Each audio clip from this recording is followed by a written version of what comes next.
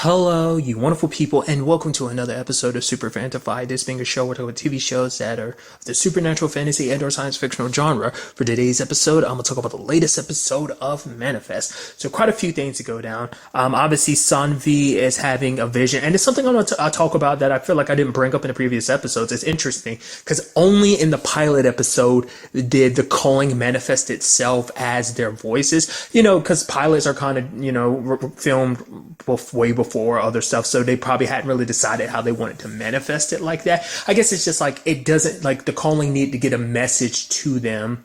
It's just kind of like, oh, say them. Well, I mean, I didn't really pay attention to it when it came up for Michaela, but it's like before, like the calling used Ben's own voice, or at the very least, Ben's and Michaela's own voice. So it's just kind of like, okay, it needed a way to get to them. So it's like, oh, why not kind of use your own voice to kind of get you to listen? I'm trying to remember if like the angel, the stuff like lady that's painted like a statue did it sound like Michaela or not when she heard it? I'm not sure. But essentially, initially, Sanvi had the vision, and then eventually Michaela had it. But it's kind of interesting that both visions manifested themselves as different things. In Sanvi's case, it manifested as a statue with just wet feet, no wings. But for Michaela, it had wings. So it's just kind of interesting. Like, they got two separate pieces of, like, they got the same vision, but they got two different clues and aspects that kind of help drive them in that part. So, because the whole point is to kind of bring them together in this situation, which is interesting. It's also interesting is like this all has to deal with Bethany, which I find fascinating because I was like, because Bethany was doing some shady stuff. I'm like, oh, like I was thinking like, oh, Bethany stole some stuff or something like that. Because it seemed like she was dumping something in a bag. It's like, no, she had stolen away Thomas. He was the boyfriend of her cousin Leo. And basically, it seems like that's what this is all about. Because, like, the moment, like, Thomas had run into Sanvi because she followed, like, the wet footprints to that room. And it's like, oh, he's there. And he's like, it was Bethany. And I was like, what the? Because before, like I said, when she stole something, I was like, was he, like, a criminal partner that kind of got locked up for? Like, I didn't know what was going on in that regard. And it's like, oh, okay. So, it's like, in the grand scheme of things, it's like she was helping her cousin and, Thomas because they're from Jamaica, being gay in Jamaica, not a safe place. So that's why she stole Thomas away. But sadly, it turns out Leo disappeared like 2 years after they disappeared in that 5-year period. And it's like, oh man, that sucks. And for Thomas, he ended up leaving the plane before everything got explained because they were worried that like, oh, maybe the feds or whatever, who's ever stopping them is going to like find out like, oh man, he's a stowaway. We gotta, it would have been bad for him and Bethany. So he got off the moment the plane landed in the sense of like, he went down to the hangar, well, not the hangar, but like with the wheel and left like that. So before everyone got pulled off the plane.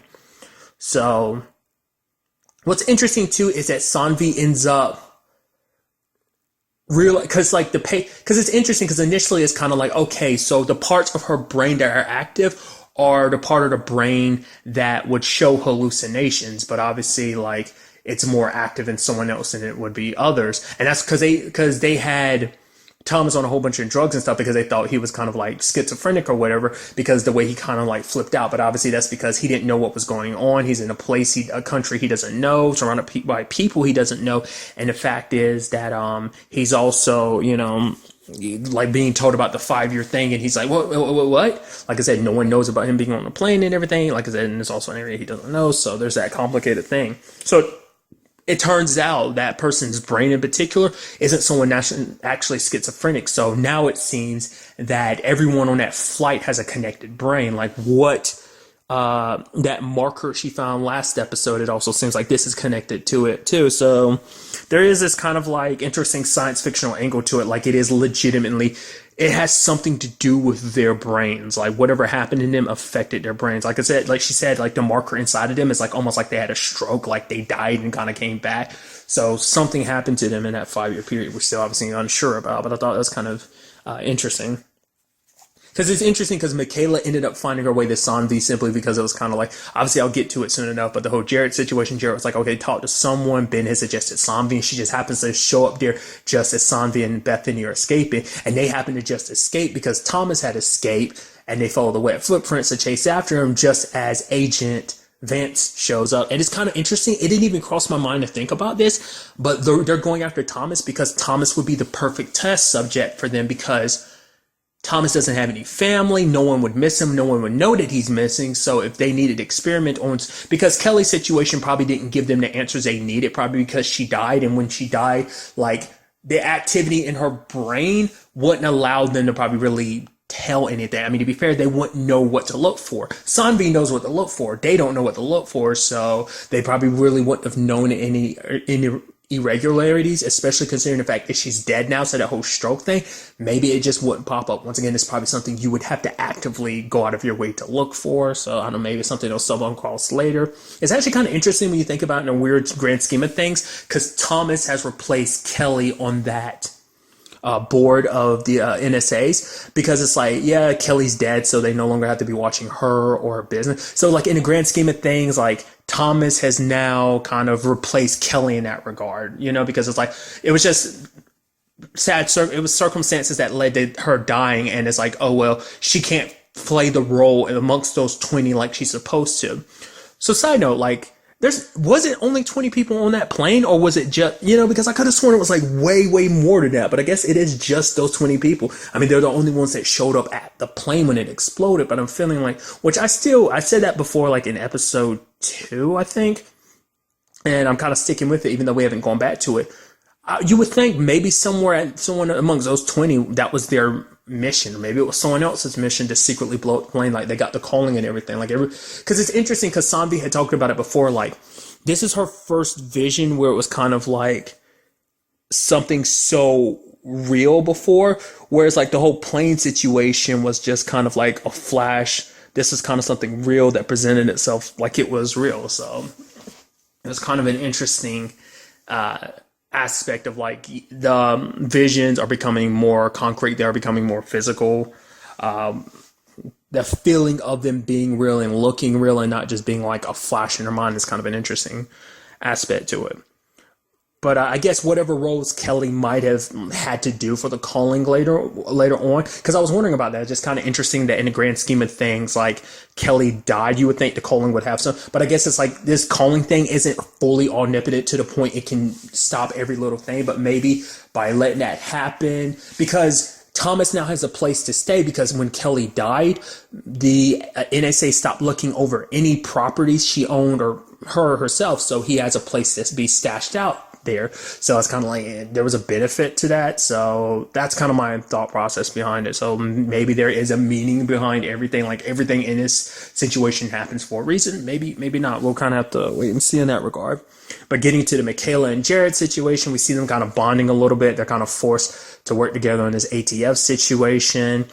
It turns out Jared kind of set the whole thing up, because like Jared got a text message. I was thinking it was something from Florida, but they didn't show. I was like, oh, what's that all about? It's like, no, because the person she was supposed to be in the car with, Jared gave him tickets for something so that they could switch places.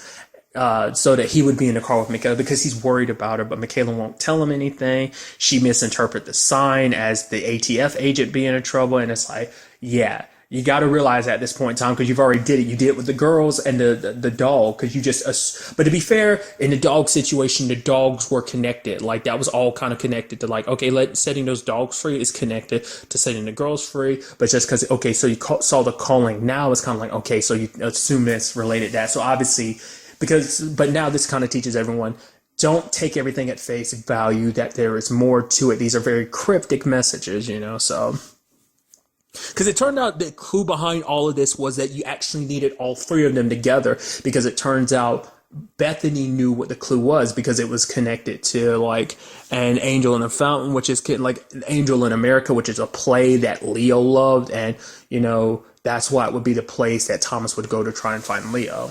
Which does beg the question, like, what did happen to Leo in those 2 years? Like, is it something just outside the realm of all of this? Is it part, like, in a sense of, like, was it just something that just happened to him? It's just that he just happens to disappear in that 2 years after they disappear, kind of makes you go, oh, okay, maybe there's more to that, maybe it's not. Or, you know, like I said, maybe it's kind of a domino effect of stuff that was happening even while they were gone. That's going to later on play a role in it.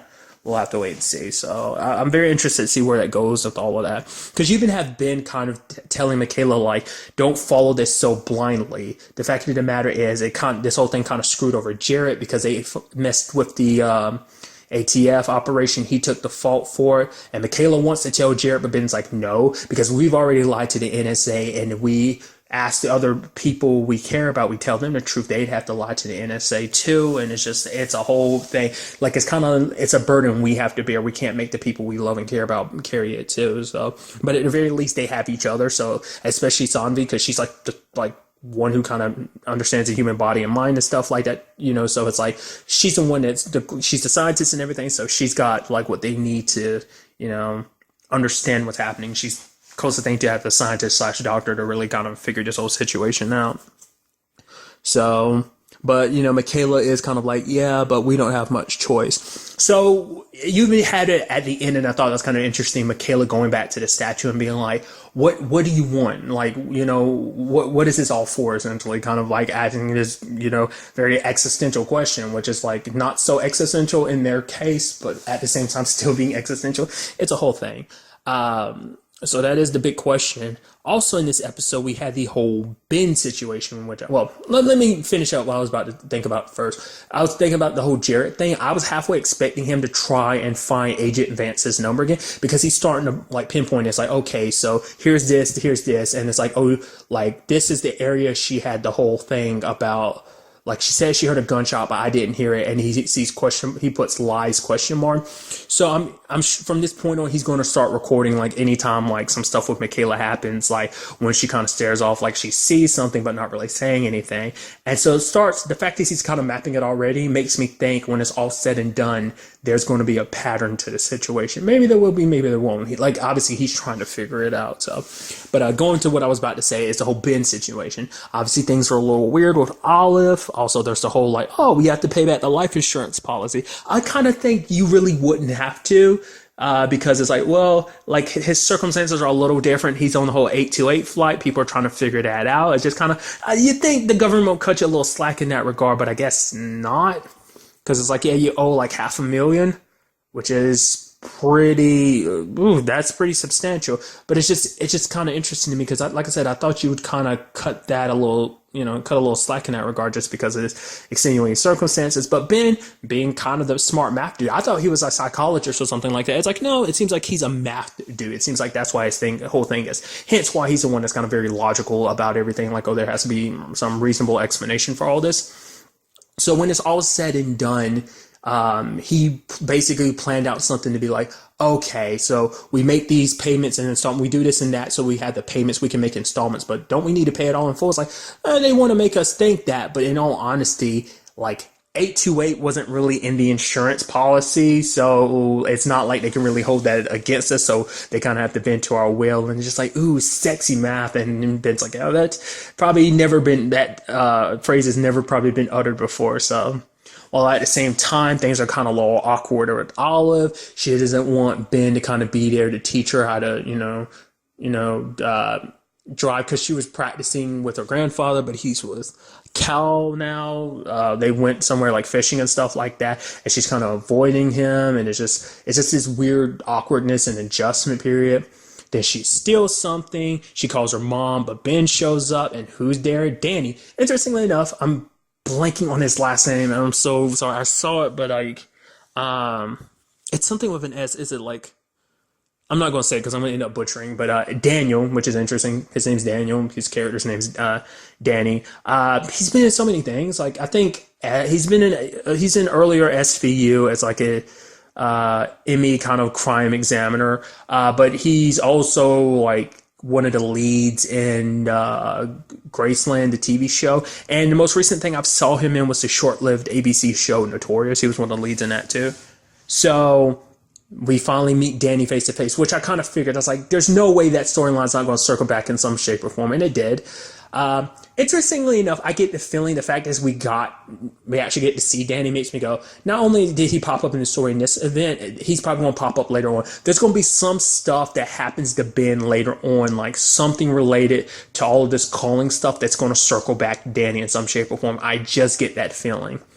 But it ended up being that situation. I thought it was kind of this sad and awkward moment of just like, oh yeah, Ben's there, kind of like, oh yeah, you called him. You called your mom, but you called Danny instead of calling me.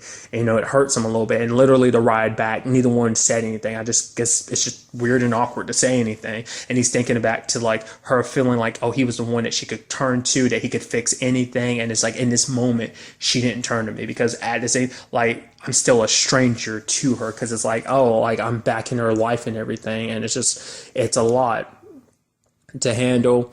And they ended up having this like very like heart to heart moment. I thought kind of made kind of perfect sense. I was kind of like, oh, that's kind of sad, her thought process. Like the reason why she called Danny already knows I'm a screw up, but in your eyes, like I'm this perfect little girl. I'm that perfect, like, when 10-year-old you knew before you left. And she didn't, like, she and I directly say this because it's basically, I'm not that little girl anymore, but it's almost like I don't want you to see me for who I really am right now, because like I'm a screw up and you'll be disappointed in me. Like the girl that's before you is kind of her thought process. That's why I call Danny. But at the same time, it's like still kind of like, yeah, but he's your dad. He'll love you and accept you for all your faults and stuff like that. So there's still a silver lining to it. I mean, kind of a bittersweetness to that. So it's like, oh, dad is bonding, and it's like, oh, don't tell mom. It's like, I won't. And then, but Grace found out anyway, and he's like, how'd you find out? She's like, it doesn't matter, Danny. And it's like, it's kind of interesting. Like she tried like deflect immediately by being like, it doesn't matter why, like how I found out. And it's like, no, you found out by Danny, didn't you? And she admitted, it's like, yeah, because it's like, you got to tell me something about my daughter. You mean our daughter? She's like, right, that I said that by accident, because we did so much. And that's the thing for him. It's like, that's the most conflicting thing, because it's like, you literally made this whole conversation about the fact of the matter is I'm back and we're in this together. But now I find out like Danny's here with Olive and everything. She calls him instead of me. And the fact of the matter is you've still got this whole thing, even though you said it was over. So it's like, yeah, you're sending them a little bit of mixed signals. But like I said, it's just a complicated situation in this, because they moved on. They let him go. It wasn't the easiest thing, but it's like, hey, you're going. And so they had, like I said, she said it herself, like the reason why things kind of played out the way it is because she wasn't in a good place and just things kind of stacked up. And that's why they had to use the life insurance policy. But Ben is kind of being like, in all honesty, it's not fair. He was there for both of you and I wasn't. And I can't ask you to give up on what you built in those 5 years because I wasn't there. So he's going to go. He's went out for a while, but I kind of get the inkling like that's going to move to him being like, what's he going to do? Move out potentially? I don't know, because it's like, yeah, she's in love. Like she says she doesn't love him, but I think she still does. Like I said, that's a complicated situation because they built so much together in that 5 years, even for Olive too. That's why I think she's a little weird about it. Like I said, the whole driving thing made me think like, oh yeah, you just didn't want to screw up in front of your dad. But I also think it's just because probably stuff like that was stuff you did with Danny and you just didn't want to bring it up in front of your dad. It's a complicated situation to be in part of. And I also wonder like, how's it, because it's a complicated thing too, because there's also the Cal situation too, which, he's figuring things out for himself. So there's many, many different layers to this situation. So I'm so curious to see what goes down with all of this. Also curious to find out ultimately what it is that the NSA has figured out. Like I said, because they're trying to get Thomas, makes me kind of feel like, okay.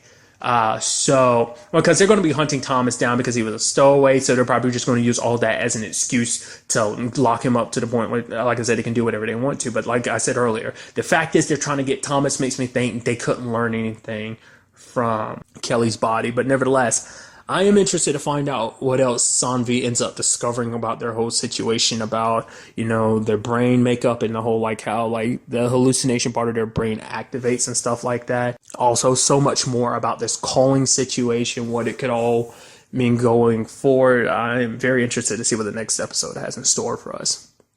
But really, that's all I want to talk about in this episode. Till the next time we meet, be happy, be safe, live life to the fullest, and enjoy it. Good day and goodbye.